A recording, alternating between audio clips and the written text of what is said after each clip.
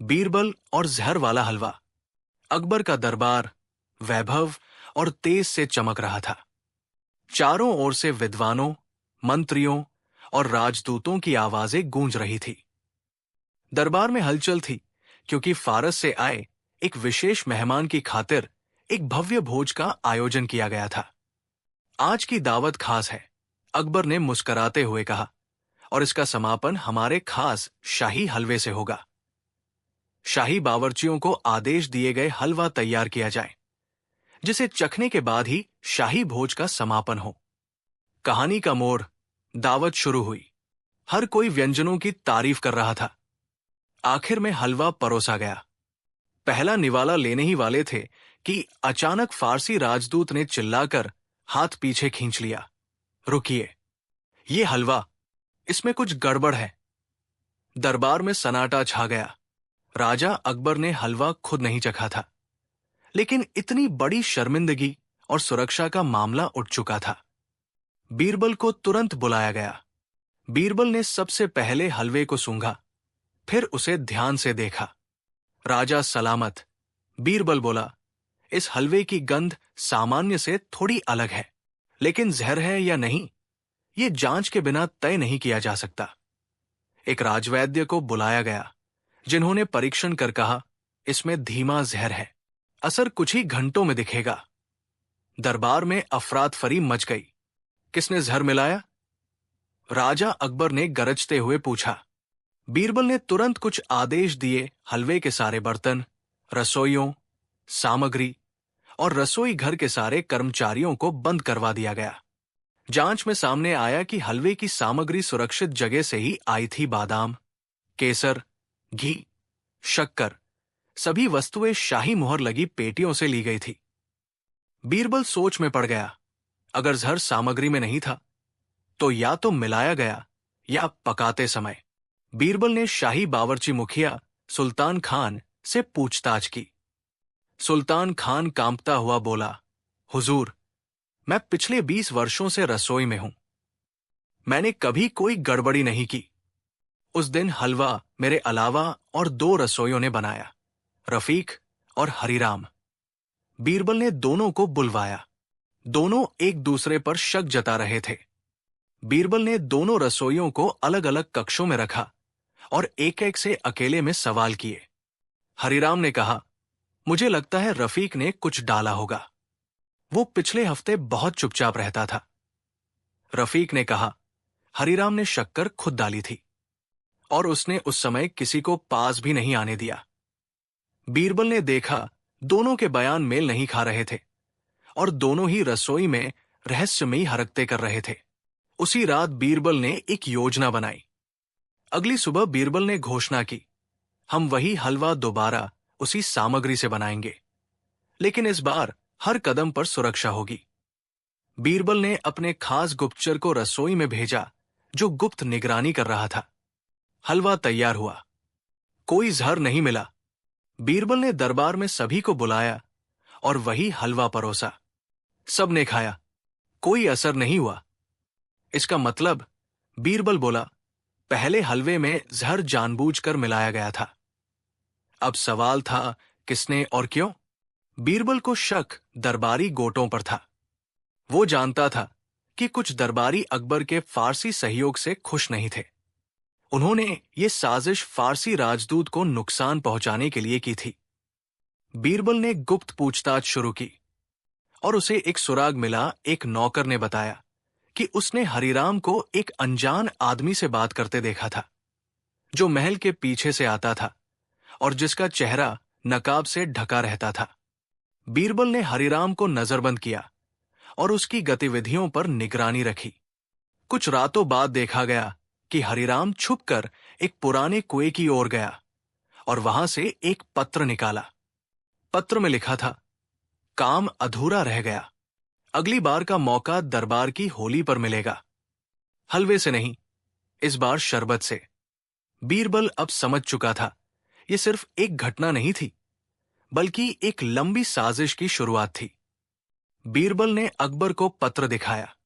राजा बोले, तो क्या ये सब किसी विदेशी दुश्मन का षड्यंत्र है या कोई हमारा ही विश्वासघाती, बीरबल गंभीर होकर बोला, जहां मिठास में जहर हो वहां अपनों और परायों के बीच अंतर करना मुश्किल हो जाता है। साजिश अभी खत्म नहीं हुई, ये तो शुरुआत थी। महल के गलियारों में तनाव था। बीरबल की खोज ने दरबार को चौंका दिया था। मिठास में छिपा जहर कोई साधारण अपराध नहीं था। ये एक राजनीतिक युद्ध की बुनियाद लग रही थी, जिसमें दुश्मन सामने नहीं था। होली नजदीक आ रही थी। रंगों के इस पर्व में शाही दरबार में विशेष भोज और शरबत परंपरागत होते थे। परंतु इस बार बीरबल को चिंता थी। पिछली बार हलवे में जहर मिला था, अब अगला वार हो सकता है होली के शरबत में। अकबर ने आदेश दिया, होली का आयोजन धूमधाम से हो, लेकिन सुरक्षा से कोई समझौता न हो। बीरबल को व्यक्तिगत रूप से हर कदम की निगरानी का जिम्मा सौंपा गया। रसोई घर में शरबत बनाने की तैयारी हो रही थी। गुलाब, इलायची, सौंफ, खस और खास शाही बूटी का मिश्रण। बीरबल ने रसोई में 4 गुप्तचरों को रसोइयों की निगरानी के लिए नियुक्त किया, परंतु उसे एहसास था कि इस बार दुश्मन और चतुर होगा। शायद वो बाहर से नहीं, दरबार के भीतर से वार करेगा। हरिराम अभी भी नजरबंद था। उससे पूछताछ के बाद बीरबल को यह तो यकीन हो गया कि वो साजिश का मोहरा था, पर उसका हैंडलर कौन था, ये अब भी रहस्य था। रफीक को सबूतों के अभाव में छोड़ा गया, लेकिन बीरबल को उस पर भी संदेह बना रहा। रफीक वापस रसोई में शामिल हुआ और अब वो शरबत टीम का हिस्सा था। बीरबल ने एक चाल चली। उसने जानबूझकर दरबार में फैला दिया कि शरबत को इस बार खास दवाई से सुरक्षा दी जाएगी। उसका उद्देश्य था दुश्मन को भड़काना। होली का दिन आया।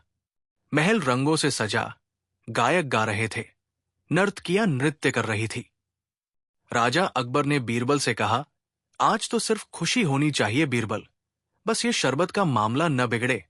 बीरबल बोला, जैसा आदेश महाराज का, लेकिन मेरी नजरें हर रंग पर हैं।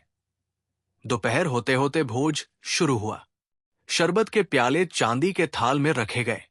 बीरबल ने एक प्याले को खुद उठाया और बोला, राजा सलामत, परंपरा है कि पहला प्याला मैं चखूं। अकबर मुस्कुराए, पर सभी दरबारी चौंक गए।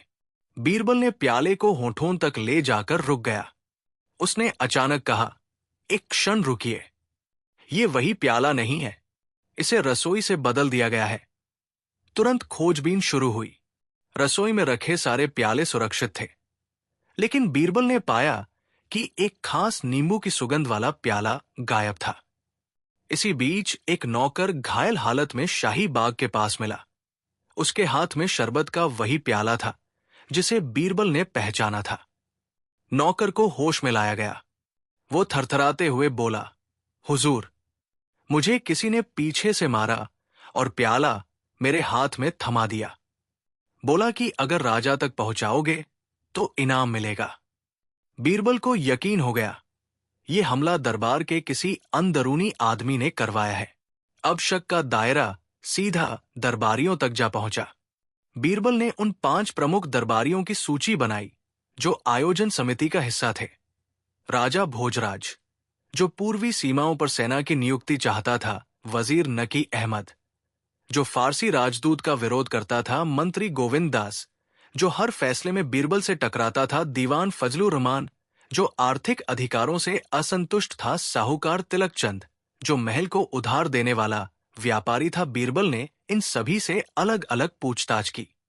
हर कोई निर्दोष होने का दावा करता रहा, लेकिन तिलकचंद बार बार कहता रहा, मैं तो सिर्फ एक व्यापारी हूं, मुझे राजनीति से क्या लेना। यही ज्यादा सफाई बीरबल को खटक गई। बीरबल ने एक योजना बनाई। अगले दिन उसने तिलकचंद को बुलाया और कहा, राजा सलामत चाहते हैं कि आप नए रसोई घर को दान दें, उसमें आपके नाम की शिला लगेगी। तिलकचंद चौंका, पर हंसते हुए बोला, यह तो मेरे लिए सौभाग्य होगा। बीरबल ने रसोई में कुछ गुप्त संदेश और नकली शरबत की योजना फैलाई। उसे पता था, अगर तिलकचंद दोषी है तो वो जरूर कोई हरकत करेगा। तीसरे दिन बीरबल को सूचना मिली, रसोई में रात को किसी ने घुसने की कोशिश की। अगली सुबह गुप्तचर ने बताया, तिलकचंद का नौकर आधी रात को रसोई के पीछे देखा गया था। बीरबल ने तिलकचंद को बुलाया और बोला, हमारे पास सबूत है कि आपके आदमी ने रसोई में घुसने की कोशिश की। बताइए, जहर आपने मिलवाया? तिलकचंद बोला, आपके पास सबूत नहीं है। जो नौकर है वो मुझे छोड़ चुका है। बीरबल मुस्कराया और सामने रखा वही शरबत प्याला उठा लाया जो रसोई से चोरी हुआ था। इसमें मिले जहर का स्रोत क्या है, जानते हैं? बीरबल ने पूछा। तिलकचंद का चेहरा सफेद हो गया। बीरबल ने कहा, यह वही जहर है जो सिर्फ फारस के बाजारों में मिलता है, और हम जानते हैं पिछले महीने आपके कारवां ने वहां से मसाले मंगवाए थे। तिलकचंद की आंखों में भय था। वो कुछ बोलने ही वाला था कि दरबार में एक शाही सेवक भागते हुए आया। हुजूर, हरिराम। हरिराम भाग गया। बीरबल का चेहरा गंभीर हो गया। जिस मोहरे को हमने कैद समझा वो दरअसल अब भी किसी बड़े खिलाड़ी के इशारे पर था, और तिलकचंद शायद सिर्फ एक चेहरा है। असली मास्टरमाइंड अब भी छिपा है। राजा अकबर बोले, बीरबल, क्या तुम कह रहे हो कि असली साजिश अब भी जारी है? बीरबल धीरे से बोला, जी हां महाराज, असली जहर अब भी जीवित है, पर वो किसी प्याले में नहीं, किसी इंसान के दिल में है। हरिराम अब गायब है। तिलकचंद कुछ कहने ही वाला था, लेकिन चुप है। वो अमावस की रात थी। महल के पहरेदारों को आदेश था, चौकसी दोगुनी कर दो, परंतु कोई आवाज थी जो बीरबल को लगातार परेशान कर रही थी, मानो किसी ने मन की दीवारें खुरच दी हों। बीरबल अपने कक्ष में बैठा उसी पुराने पत्र को देख रहा था जिसमें लिखा था, अगली बार का मौका दरबार की होली पर मिलेगा। हलवे से नहीं, इस बार शरबत से। बीरबल सोच रहा था, अगर तिलकचंद ने शरबत में जहर मिलवाया था तो हरिराम ने हलवे में, पर दोनों में कोई तार जुड़ा हुआ है या नहीं?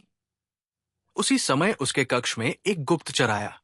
राजा भोजराज आधी रात को तिलकचंद के कारखाने में गए थे। इतनी रात गए? बीरबल चौंका। अगली सुबह बीरबल ने भोजराज से भरे दरबार में बात की। राजा भोजराज, आपने कहा था कि तिलकचंद से आपका कोई निजी संबंध नहीं, परंतु फिर आप उसके गोदाम में आधी रात गए क्यों? भोजराज हंस दिए। बीरबल, मैं सैनिक हूं, चोर नहीं। मैं उसके पास शाही निर्माण सामग्री की जानकारी लेने गया था। बीरबल ने कहा, रात का समय व्यापार नहीं, षड्यंत्र का होता है। दरबार में सन्नाटा छा गया, लेकिन कोई ठोस प्रमाण न था। बीरबल को लगा, अब दुश्मन साए में है, सामने नहीं। 3 दिन बाद एक अजीब घटना घटी। महल के एक पुराने रसोइये शंभुनाथ ने आत्महत्या की कोशिश की। बचाया गया। जब होश में आया तो उसने कहा, कोई मुझे डरा रहा है, मैं नहीं जानता क्यों, पर मेरे मन में किसी रात का अंधेरा बैठा है। मुझे लगता है मैंने कुछ देखा था, पर अब कुछ याद नहीं। बीरबल को शक हुआ, क्या उसे जबरदस्ती भुलाया गया? राजवैद्य ने पुष्टि की, ये जड़ी बूटियों से स्मृति हटाने का काम हो सकता है। ऐसा विष बहुत दुर्लभ है। इसी बीच महल की पुस्तकालय में एक गुप्त पुस्तिका मिली जिसमें फारसी लिपि में एक वाक्य लिखा था, साया जब चलता है तो प्रकाश को मिटा देता है। बीरबल ने महसूस किया, तिलकचंद और भोजराज केवल मोहरे हैं, असली साया कोई और है। उसने सभी संदिग्धों को देखा। तिलकचंद व्यापारी, पैसा देता है। भोजराज महत्वाकांक्षी सेनापति। हरिराम मोहरा, अब लापता। रफीक छूटा पर चुप। फजलुर रहमान मौन, लेकिन सब जानता है। बीरबल ने तय किया, उन्हें एक साथ एक कमरे में बंद करके एक नाटक रचना होगा। एक रात्रि दरबार का आयोजन किया गया जिसमें इन पांचों को बुलाया गया। बीरबल ने कहा, हमारे पास गवाह है जिसने साया को देखा है और वो आज बोलने वाला है, लेकिन वो महल में छिपा है। पांचों दरबारी हिल गए। बीच सभा में अंधेरा किया गया। हल्की सी आवाज आई, मैं जानता हूं तिलकचंद और भोजराज को। वो आवाज बीरबल ने खुद एक यंत्र से रिकॉर्ड कर बजाई थी। आवाज सुनकर भोजराज हड़बड़ा गया और बाहर भागने लगा। बीरबल ने उसे रोका और अब उसे भी कैद में डाल दिया गया। बीरबल को अब एक और सुराग मिला। बाजार के एक पुराने व्यापारी ने बताया कि कुछ दिन पहले हरिराम एक रहस्यमयी औरत के साथ देखा गया था, जो चेहरा ढके थी और उसने फारसी में बातें की थी। बीरबल को एहसास हुआ ये साजिशें अकेली नहीं, बल्कि किसी बाहरी दुश्मन के साथ मिलकर रची जा रही है। उसने राजा अकबर से विशेष अनुमति मांगी। मुझे कुछ दिन दरबार से बाहर रहकर इस साए का पीछा करना होगा। अकबर ने कहा, बीरबल, अगर कोई इस साए को पकड़ सकता है तो वो तुम हो। बीरबल वेश बदलकर शहर के बाहर पहुंचा। वहां एक पुरानी सराय में फारसी व्यापारियों की गतिविधि हो रही थी। वहां एक तवायफ रुबीना थी, जिसने चुपचाप बीरबल को बताया, हुजूर, कुछ महीने पहले एक नकाबपोश आता था जो कहता था कि जल्द ही अकबर का पतन होगा। उसने हरिराम को यहां बुलाया था। उसका नाम साया साहिब था। बीरबल चौंक गया। क्या वो अब भी आता है? नहीं, लेकिन उसने एक बार कहा था, अगला पर्व चंद्रव्रत, तब सब बदलेगा। महल में चंद्रव्रत का उत्सव आने वाला था। इसमें रानी और शाही महिलाएं उपवास तोड़ती हैं, खास पेय और मिठाई से। बीरबल जानता था, अगर साया फिर हमला करेगा तो ये अवसर उपयुक्त है। इसलिए उसने उस रात के लिए एक विशेष दर्पण कक्ष तैयार करवाया, जहां से हर कोना देखा जा सके। जैसे ही मिठाई परोसी गई, बीरबल ने देखा एक सेविका छुपकर कुछ मिला रही थी। उसे पकड़ा गया। चेहरा हटाया तो वो थी रुबीना। मैं मजबूर थी, वो रोई। अगर मैं ऐसा न करती तो साया साहिब मुझे और मेरी बेटी को मार देता। साया कहाँ है? बीरबल ने पूछा। वो यही है, उसी के रूप में जिसे आप सबसे ज्यादा मानते हैं। बीरबल स्तब्ध था। क्या वो राजा के करीब है? क्या वो कोई वजीर है? या कहीं खुद बीरबल ही निशाने पर है? दरबार के बाहर एक ऊंची मीनार पर एक नकाबपोश व्यक्ति खड़ा देख रहा था। उसने धीरे से कहा, बीरबल अब जानता है कि साया हूं। पर साया कभी रोशनी में नहीं आता। महल के गलियारों में एक अजीब सी खामोशी थी। रात के समय बीरबल ने राजा अकबर से कहा, महाराज, मुझे कुछ समय अकेले बिताने की आवश्यकता है। मुझे साया के बारे में और भी सुराग चाहिए। राजा अकबर ने गहरी चिंता के साथ सिर हिलाया। बीरबल, तुम पर भरोसा है, लेकिन ध्यान रखना, ये लड़ाई हमारे साम्राज्य की नहीं, हमारी जान की भी हो सकती है। बीरबल को एहसास था कि साया को पकड़ने का ये एकमात्र तरीका था, उसे खुद को निशाना बनने देना। वो रात को चुपके से महल से बाहर निकल आया और शहर के एक सुनसान मार्ग पर चलने लगा। उसकी नजरें अंधेरे में भी तेज थी। वो जानता था कि उसे हर कदम पर साया का सामना हो सकता है। जैसे ही वो एक पुरानी गली में पहुंचा, उसके कानों में धीमी कदमों की आवाज आई। उसने पीछे मुड़कर देखा और सामने खड़ा था एक काले कपड़े में लिपटा व्यक्ति, जो न केवल उसके रास्ते को रोक रहा था, बल्कि उसकी दिशा बदलने की कोशिश कर रहा था। तुम हो साया? बीरबल ने ठंडे स्वर में पूछा। व्यक्ति चुप रहा, लेकिन उसकी आंखों में कुछ अजीब था। बीरबल ने कदम बढ़ाए और उस पर नजर डाली। तुम जानते हो, बीरबल ने कहा, मुझे तुम्हारी चाल समझ में आ चुकी है। तुमसे बचने के लिए अब मुझे कुछ और करना होगा। व्यक्ति हंसा। बीरबल, तुम्हारी सूझबूझ को मैं तवज्जो देता हूं, लेकिन तुम मुझे अब तक समझ नहीं पाए हो। तुम सोचते हो मैं एक व्यक्ति हूं। मैं केवल एक हिस्सा हूं, एक बड़ा नेटवर्क हूं। साया की आवाज और उसके शब्दों ने बीरबल को सन्न कर दिया। वो व्यक्ति अचानक गायब हो गया, जैसे वो साया बनकर हवा में मिल गया हो। बीरबल ठगा सा खड़ा रह गया। बीरबल महल वापस लौटा, लेकिन वो पूरी रात सो नहीं सका। उसकी आंखों के सामने वही काली छाया, वही आवाज, वही रहस्यमय व्यक्ति था। वो सोचता रहा कि साया का मतलब क्या था। क्या ये एक व्यक्ति का नाम था या कुछ और? अगले दिन बीरबल ने राजा अकबर से मुलाकात की। अकबर ने कहा, क्या तुमने उसे पकड़ लिया, बीरबल? बीरबल ने सिर झुकाया और कहा, नहीं महाराज, वो मुझे पकड़ने नहीं आया, वो मुझे एक संदेश देने आया था। ये कोई अकेला व्यक्ति नहीं है, वो एक नेटवर्क का हिस्सा है। अकबर ने चिंतित होते हुए पूछा, क्या तुम समझ पाए हो, बीरबल? शायद, बीरबल ने जवाब दिया। ये कोई राजनीतिक साजिश नहीं है, ये एक ऐसा जाल है जिसमें न केवल दरबारी बल्कि राज्य के बाहर से भी लोग शामिल हो सकते हैं। लेकिन राजा अकबर की आंखों में अब भी गहरे संदेह थे। तुम कह रहे हो कि ये सब कुछ सिर्फ साया के पीछे छुपा है?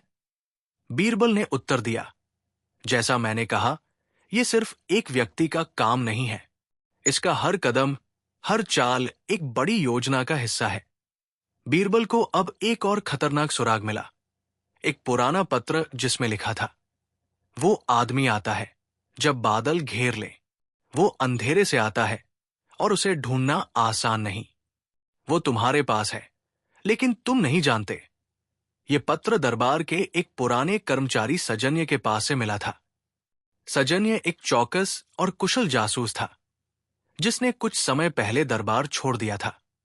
उसने बीरबल को बताया कि साया के बारे में वो कुछ नहीं जानता, लेकिन उसने कभी भी साया को महल में आने जाने से मना नहीं किया था। लेकिन बीरबल, सजन्य ने कहा, मैंने जो सुना है वो बहुत डरावना है। कुछ लोग मानते हैं कि साया वो व्यक्ति है जो अकबर के साम्राज्य को तहस-नहस करना चाहता है।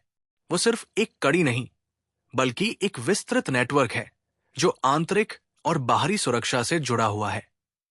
बीरबल की आंखों में गहरी चिंता आ गई। उसने सजन्य से पूछा, क्या तुम साया के किसी संपर्क को पहचानते हो? सजन्य चुप हो गया, फिर बोला, एक बात सुनी है। उसने एक बार काले बादल के बारे में बात की थी। शायद यही संकेत है, बीरबल। सजा हुआ पत्र और सजन्य की बातें बीरबल के मन में गहरे तक समा गई। काले बादल, ये कोई रहस्यमय संकेत हो सकता था। क्या ये एक शब्द था या एक संकेत था? बीरबल ने महल में होने वाली सभी घटनाओं का पुनः विश्लेषण करना शुरू किया। उसकी हर चुप्पी, हर घटना, हर घड़ी को वो देख रहा था। यह संभव था कि कुछ खास घटनाएं एक समय रेखा पर इकट्ठा हो रही थी, जिसमें साया का रहस्य उजागर होने वाला था। वो रात के समय महल में चला गया।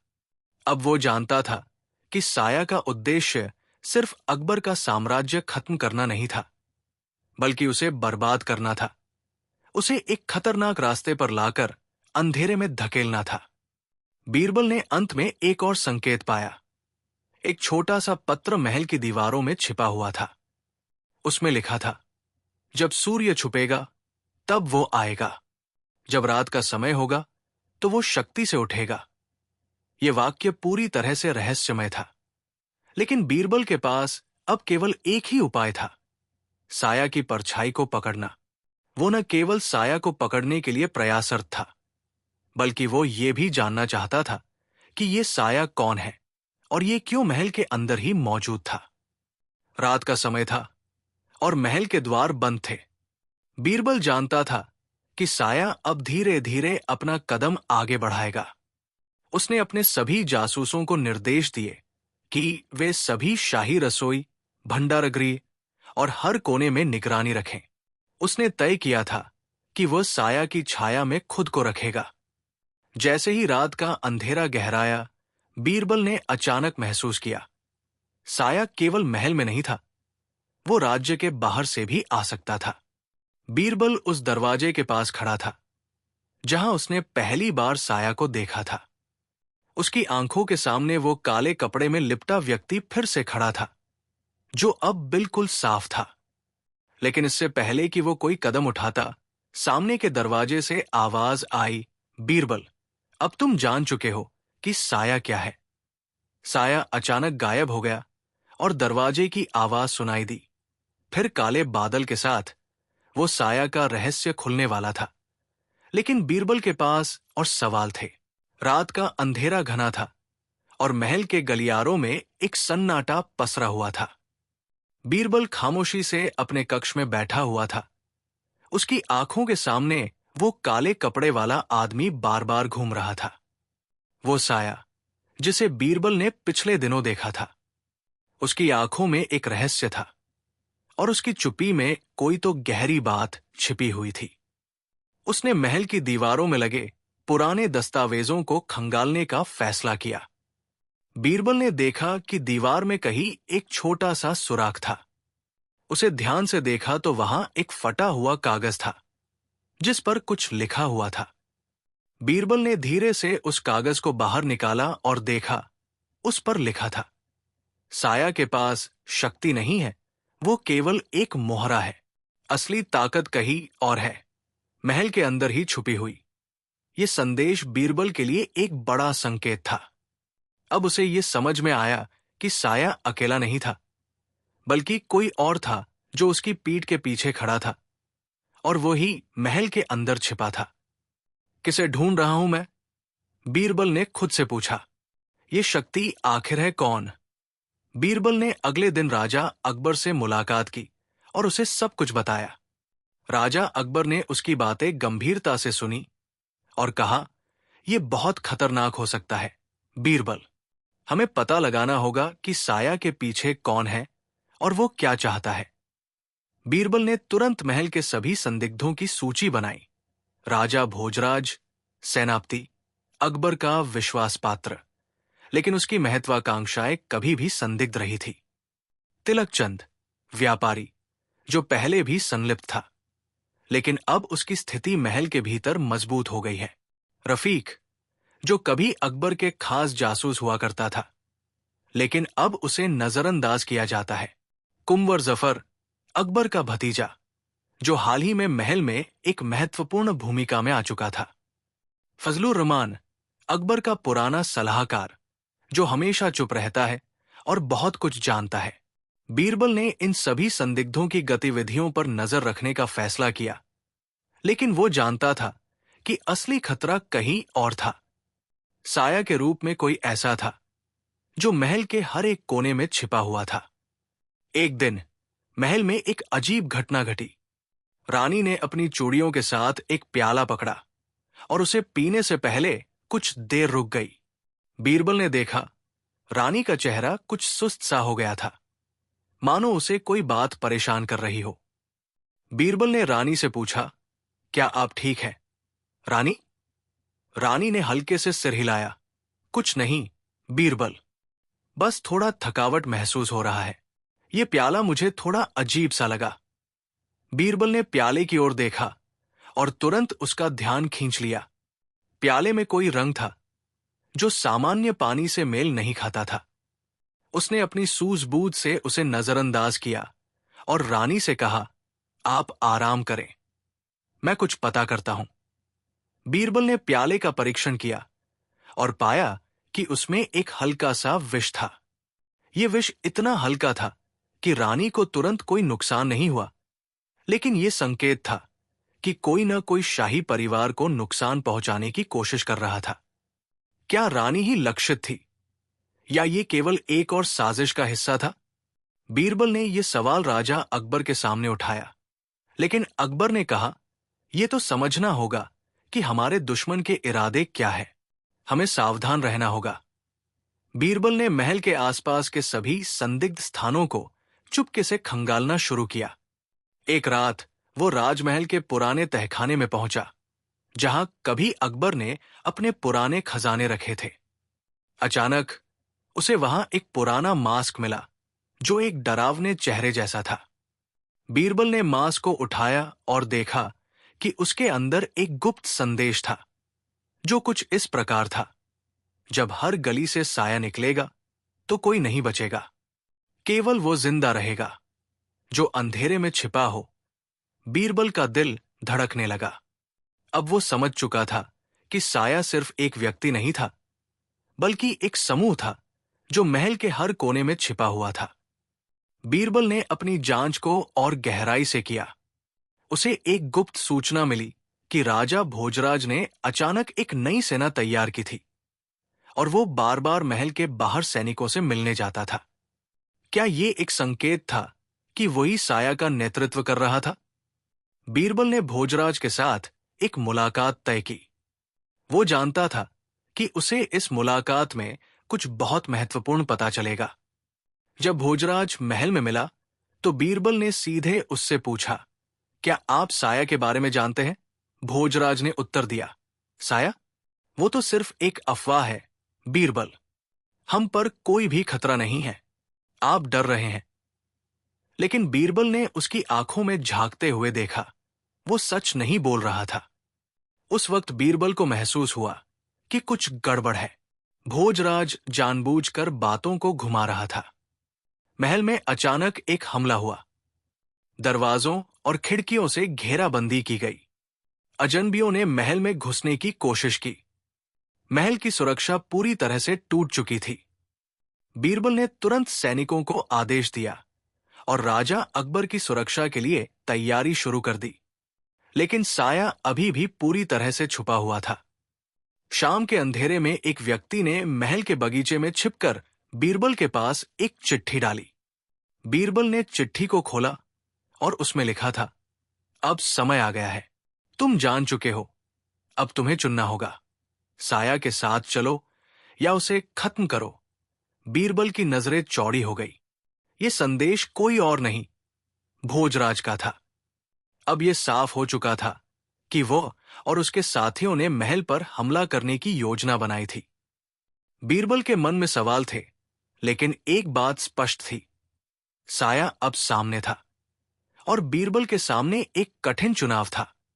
उसे राजा अकबर की सुरक्षा करनी थी, लेकिन साथ ही यह भी सुनिश्चित करना था कि साया का असली चेहरा सामने आ सके। जैसे ही साया के समूह का हमला शुरू हुआ, बीरबल ने एक आखिरी कदम उठाया। उसने सैनिकों के साथ महल को सुरक्षा दी और साया के असली नेता की पहचान की। लेकिन क्या वो उसे पकड़ने में सफल हो पाएगा? और अगर वो साया के रहस्यमय जाल में फंसा तो क्या होगा? काले बादल और रात की चुप्पी ने बीरबल के मन में उथल-पुथल मचा दी थी। साया का नेटवर्क अब एक विशाल और जटिल रूप धारण कर चुका था। बीरबल जानता था कि यह केवल किसी एक व्यक्ति का काम नहीं था, बल्कि ये एक योजना थी जो राजमहल के भीतर और बाहर से जुड़ी हुई थी। हर गली, हर कोना, हर एक छाया एक संकेत था। अब वो पूरी तरह से ये जान चुका था कि उसे एक गहरी साजिश का सामना करना था, जो केवल सत्ता के लिए नहीं, बल्कि अस्तित्व के लिए हो सकती थी। रात का समय था। बीरबल अपने कमरे में बैठा हुआ था, एक पुराने पंखे के नीचे, जहां से महल के सारे कोने दिख रहे थे। वो चुपचाप सोच रहा था कि अब उसे क्या करना चाहिए। क्या उसे राजा अकबर को पूरी सच्चाई बता देनी चाहिए या फिर चुपके से साया के रहस्यों का सामना करना चाहिए? इसी बीच एक संदेश आया, एक छोटा सा चिट्ठी जिसमें लिखा था, तुमने अब तक बहुत कुछ खोज लिया है बीरबल, लेकिन सच्चाई को जानने का समय नहीं आया है। तुम साया को नहीं समझ पा रहे हो। अब वो तुम्हारी हर एक चाल को समझ चुका है। बीरबल ने उस संदेश को पढ़ते ही समझ लिया कि उसे अब और सतर्क रहना होगा। ये संदेश किसी ने भेजा था जो साया के बहुत करीब था। ये एक चेतावनी थी। उसने समझ लिया कि साया अब महल में पूरी तरह से घुस चुका है और हर कदम पर निगरानी रख रहा है। बीरबल ने अगले दिन महल के बाहरी इलाके में एक पुराने संदिग्ध स्थान की ओर रुख किया। वो जानता था कि साया के इर्द-गिर्द जो लोग थे, वे उसे हर जगह देख रहे थे। वो इस कुतूहल में था कि साया के पीछे असल में कौन था। क्या वो कोई महल का अधिकारी था या कोई बाहरी ताकत थी? उसने कुछ समय पहले एक नया सुराग पाया था। महल के एक पुराने पुस्तकालय में एक किताब में कुछ शब्द छिपे हुए थे। बीरबल ने उस किताब को खोला और देखा। साया का चेहरा एक नहीं, कई है। वो सिर्फ छायाएं नहीं, शक्तियां है। जो महल में रहता है वही बाहर जाता है। ये वाक्य अब बीरबल को पूरी तरह से उलझा रहा था। क्या इसका मतलब यह है कि साया सिर्फ एक व्यक्ति नहीं, बल्कि एक पूरी सेना है? उसने मन ही मन सोचा। इस नई जानकारी से वो और भी अधिक चिंतित हो गया। वो जानता था कि अब समय आ चुका था कि वो पूरी सच्चाई को उजागर करे और साया के अस्तित्व को समाप्त करे। जैसे जैसे समय बीतता गया, बीरबल ने देखा कि महल के भीतर हर कोई घबराया हुआ था। महल में हर एक जगह पर एक असमंजस का माहौल था। दरबारी सड़कों पर अकेले निकलने से डर रहे थे और अकबर भी चिंतित था। बीरबल ने महसूस किया कि साया के द्वारा किया गया हमला सिर्फ एक शुरुआत था। उसे अब यह पता करना था कि कौन साया के पक्ष में था और कौन नहीं। फिर उसे एक और सुराग मिला। उसने सुना कि राजा भोजराज ने एक नई सेना का गठन किया था और वो सैनिकों को महल के बाहर भेज रहा था। ये समाचार उसे और भी अधिक परेशान करने वाला था। क्या भोजराज सचमुच साया के साथ था, या वो महल की रक्षा के लिए किसी बड़े आंदोलन की तैयारी कर रहा था? बीरबल ने भोजराज से मिलने का निर्णय लिया।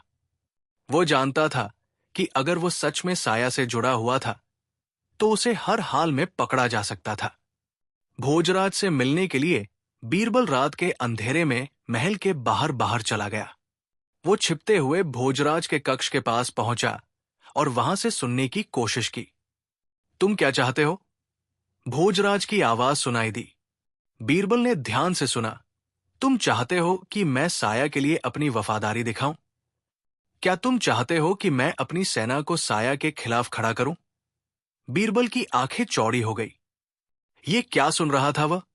क्या राजा भोजराज साया के खिलाफ था, या वो खुद साया का हिस्सा था? उसकी सांसें थम सी गई। अगले दिन बीरबल ने एक गुप्त तरीके से भोजराज से मुलाकात की। भोजराज ने कहा, तुमने ठीक सुना था बीरबल, मैं साया से जुड़ा हुआ नहीं हूं, लेकिन मैं जानता हूं कि महल में एक गहरी साजिश चल रही है। हम सभी को यह जानने की जरूरत है कि ये कौन लोग हैं जो साया का समर्थन कर रहे हैं। ये एक नेटवर्क है, बीरबल, और इस नेटवर्क का नेतृत्व कोई और नहीं बल्कि महल के अंदर से किया जा रहा है। अब बीरबल का दिल धड़कने लगा। यह संदेश स्पष्ट था। साया कोई बाहरी ताकत नहीं, बल्कि महल के भीतर ही एक गहरी साजिश का हिस्सा था। अब वो जान चुका था कि साया का चेहरा केवल एक नहीं था, बल्कि वो महल के कुछ बहुत बड़े और शक्तिशाली लोगों का एक गुप्त समूह था। साया की असली पहचान अब धीरे धीरे सामने आने लगी थी, लेकिन बीरबल को समझ नहीं आ रहा था कि वो साया का पीछा कैसे करे। अचानक महल में एक और हमला हुआ। इस बार साया के आदमियों ने बीरबल के कक्ष को घेर लिया। जैसे ही वो अंदर पहुंचा, उसे ये एहसास हुआ कि वो अब साया के निशाने पर था। लेकिन एक अजीब सा मोड़ आया। जिस समय साया के लोग बीरबल को पकड़ने के लिए आए, तब अचानक महल के अन्य सैनिकों ने उन्हें घेर लिया।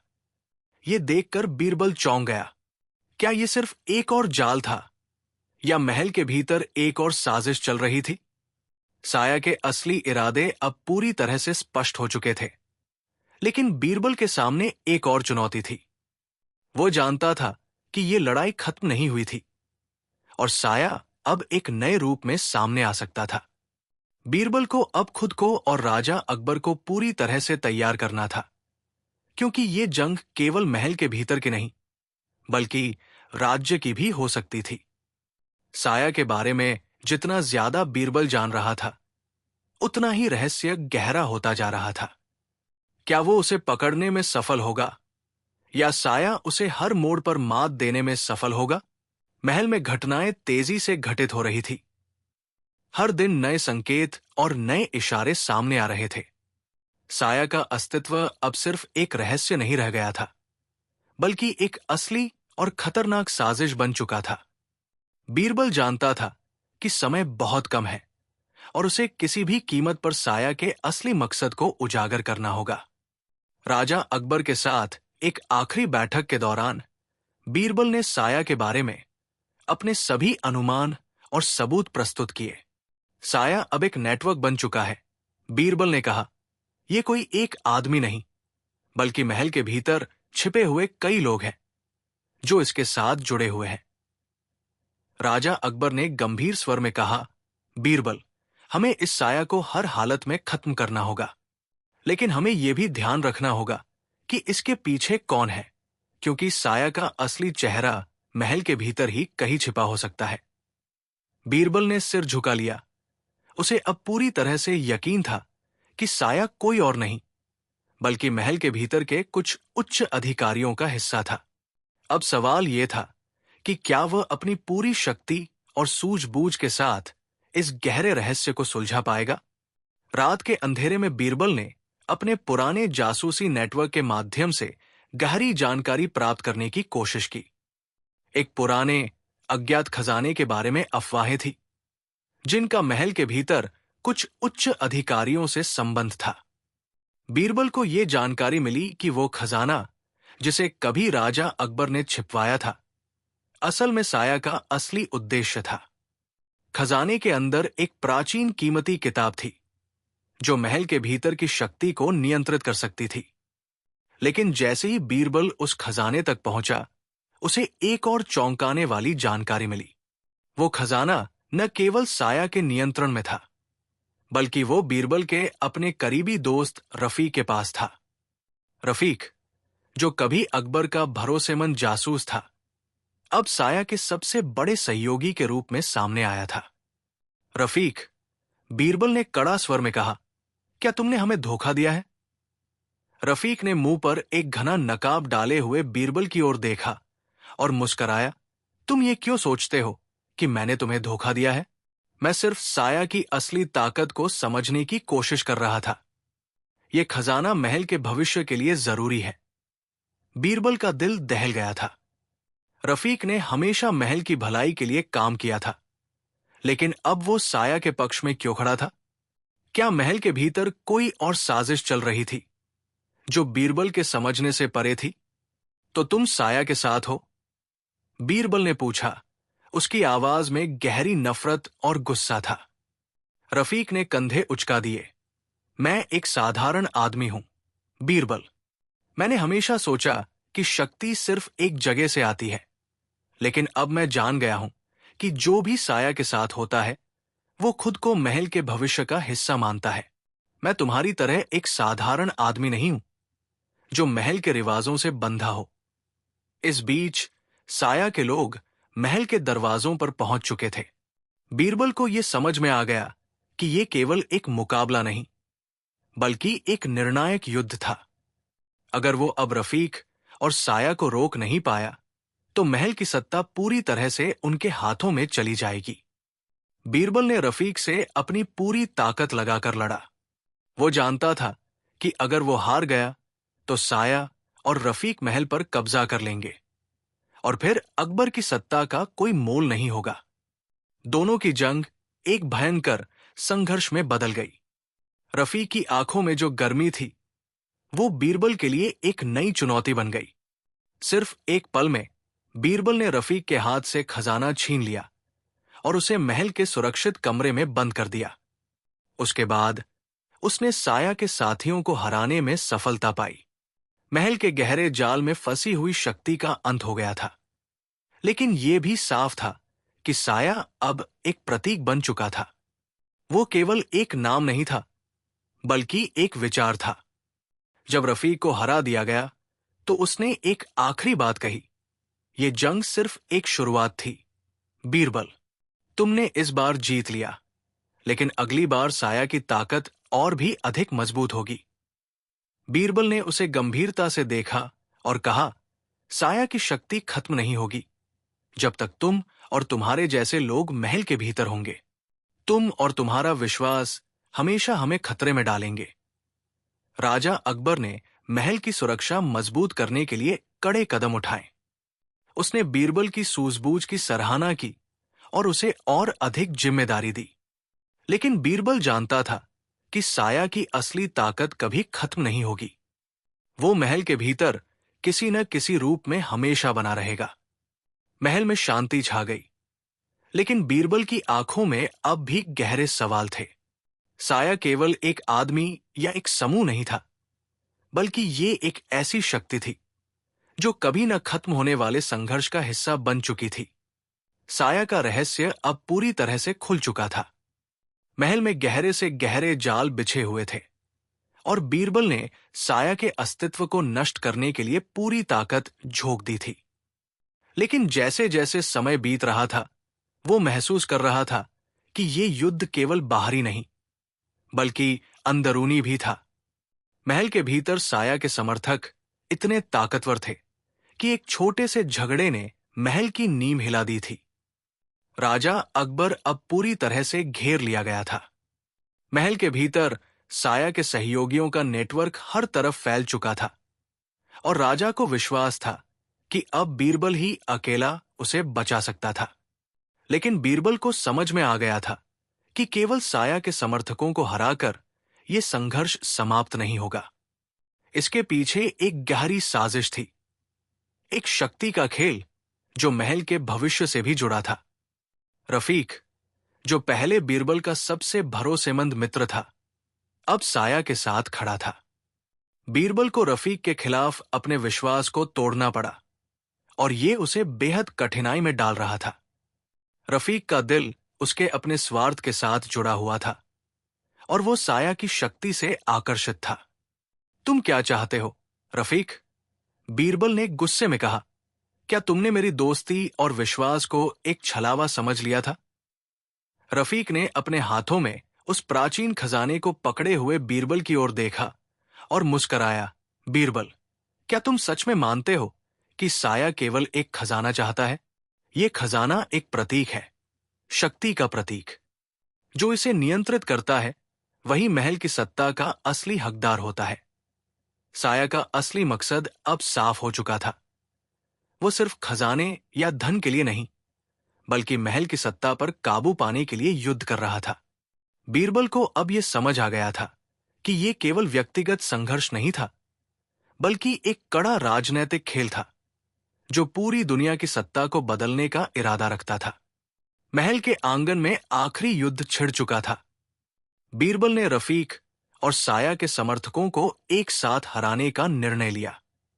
साया की शक्ति पूरी तरह से राजमहल में फैल चुकी थी, लेकिन बीरबल के पास अपनी सूझबूझ और बहादुरी थी। वो जानता था कि ये उसकी आखिरी लड़ाई हो सकती है। महल की दीवारों पर अजीब सी सन्नाटा पसरा हुआ था, जैसे हर कोने में कोई छाया छिपी हो और हर कदम पर खतरा मुंह बाए खड़ा हो। रफीक और साया के समर्थक महल के भीतर अलग अलग जगहों से हमला करने के लिए तैयार थे और बीरबल को उन सभी को एक ही झटके में हराना था। युद्ध की शुरुआत हुई। तलवारें, ढालें और हर दिशा से आ रही आवाजें माहौल को और अधिक भयंकर बना रही थी।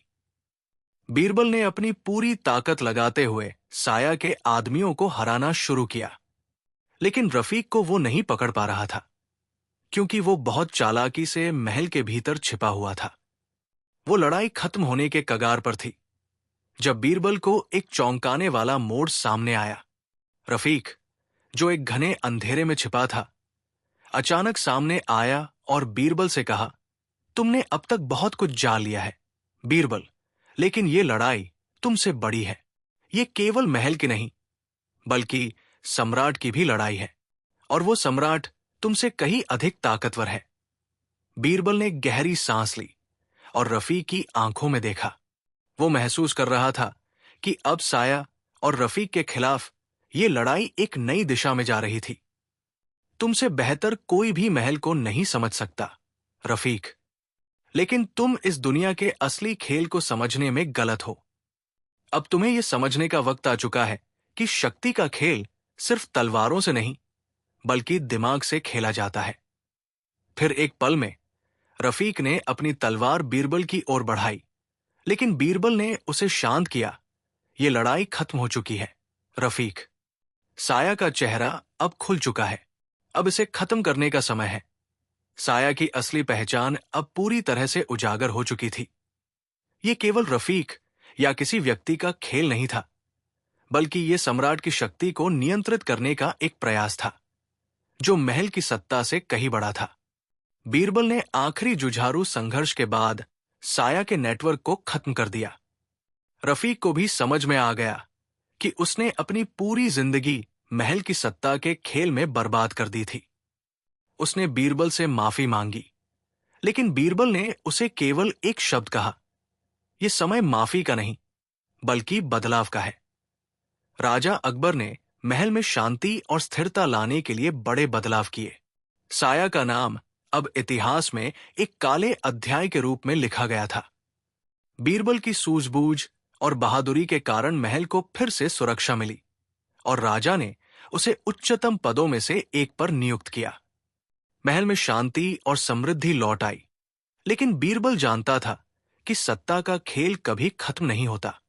कभी न कभी, कहीं न कहीं साया जैसा एक और असुराही अस्तित्व फिर से उभर सकता है।